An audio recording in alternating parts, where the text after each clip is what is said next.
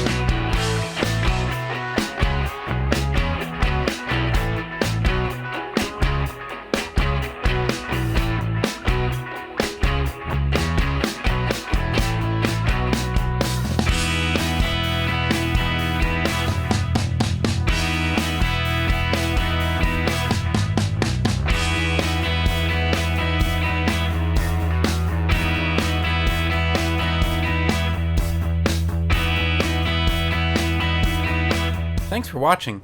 If you have any questions, please feel free to leave them in the comment section below. I will try and answer everyone's questions as soon as possible. If there's anything you'd like to see, any tips, tricks, techniques, anything at all motorcycle related, please let me know.